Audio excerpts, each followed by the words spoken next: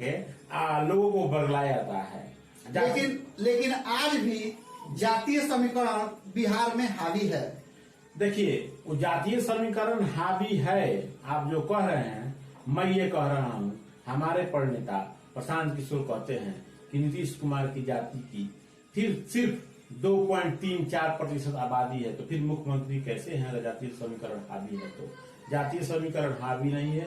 कहीं ना कहीं लोग उनके बहकावे में आ जाते हैं और 2, 4, 5 जातियों के लोग उनके बहकावे में आकर के उनको वोट करते हैं, जिससे वो सरकार में आते हैं। भला अपना छोड़ के दूसरे किसी का नहीं करते हैं, अपने लोगों का करते हैं जो उनसे करीब जुड़े हुए हैं, जो उनके पास रहते हैं, दूसरे किसी का। इसलिए जातीय समीकरण को अगर देखिएगा तो भला बिहार का नहीं होगा।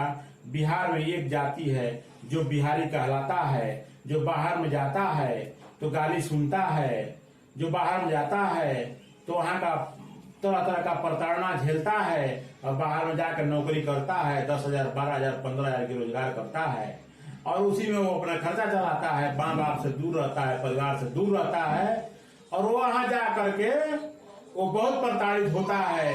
लेकिन उसके पास मजबूरी होती है कि बिहार अगर जाएंगे तो करेंगे क्या, खाएंगे क्या, परिवार को चलाएंगे कैसे। इसलिए मजबूरी में लोग बाहर जाते हैं। हर जाति के लोग जाते हैं। कोई ऐसा जाति बता दीजिए, अगर नीतीश कुमार मुख्यमंत्री हैं तो ये गारंटी कोई दे सकता है कि नीतीश कुमार की जाति के लोग बाहर नहीं जाते हैं? अब की बार आपको लगता है कि नीतीश कुमार के लोग वोट नहीं देंगे, महिलाएं वोट नहीं देंगी? नीतीश कुमार को कोई वोट नहीं देगा इस बार। क्यों? पेंशन 1100 हो गया, 400 से बढ़ाकर सीधे 1100 हो गया। नहीं, 1100 ये क्यों हुआ? ये 1100 जो हुआ वो जन स्वराज की देन है। आइए, 1100 से मानने वाले हम लोग नहीं हैं। जब तक 2000 यहाँ का पेंशन नहीं हो जाएगा तब तक हम लोग मानने वाले नहीं हैं। और 2000 इनके बस की बात नहीं है। 2000 हम लोग करेंगे, ये 2000 नहीं कर सकते हैं। 1100 करके जनता को ठगने का काम किए हैं। 1100 से नहीं होगा। जन स्वराज का कल्पना है कि 2000 वृद्ध जनों को सामाजिक सुरक्षा पेंशन, विकलांगों को, विधवाओं को दिया जाए, जिससे समाज में उन लोगों को फायदा पहुंचे। आइए, 1100 करके उनके साथ नाइंसाफ किए हैं। अभी तेजस्वी यादव माई बहन योजना लेकर आए हैं, तो उसमें तो है ऐसा।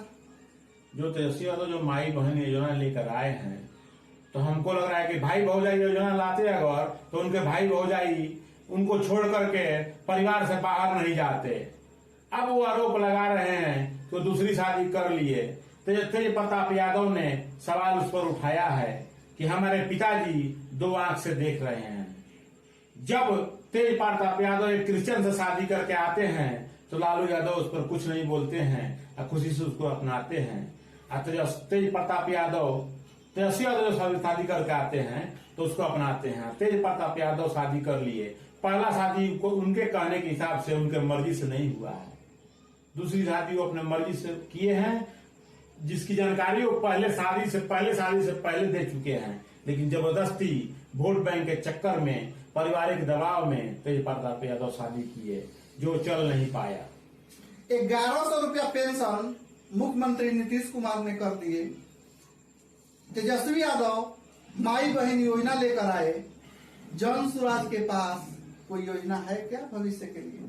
देखिए, माई बहन योजना सक्षम होने वाला नहीं है। इसलिए सक्षम नहीं होगा कि तेजस्वी यादव के पास न विजन है, न सोच है, न वो क्षमता है, न वो गणना करने की क्षमता है। अगर तेजस्वी यादव गणना करेंगे तो 6 करोड़ महिलाएं बिहार में रहती हैं और 6 करोड़ महिलाओं को अगर 2500 रुपया दिया जाए तो बिहार सरकार का बजट भी उतना नहीं है, तो कहाँ से दिया जाएगा?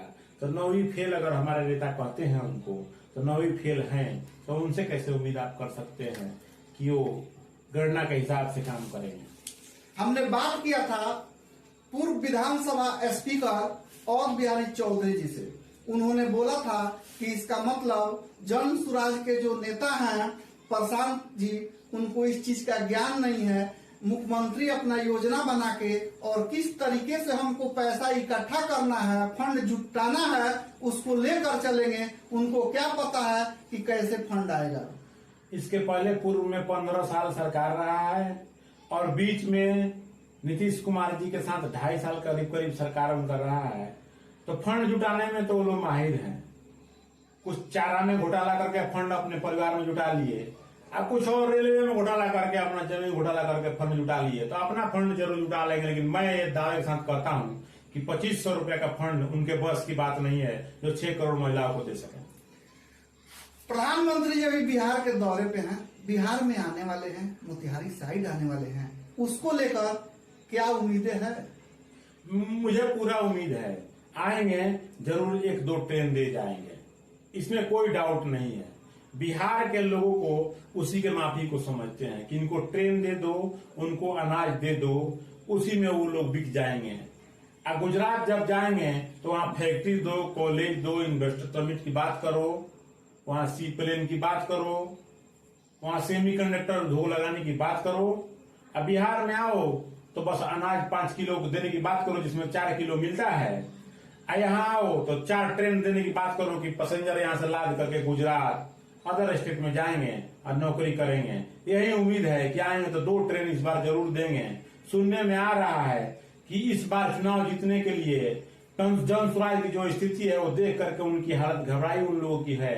एनडीए गठबंधन की हो चाहे इंडिया गठबंधन की हो, तो पिछली बार आए तो 1100 हुआ, इस बार आएंगे तो 100 यूनिट बिजली फ्री करने का सुनने में आ रहा है करके जाएंगे।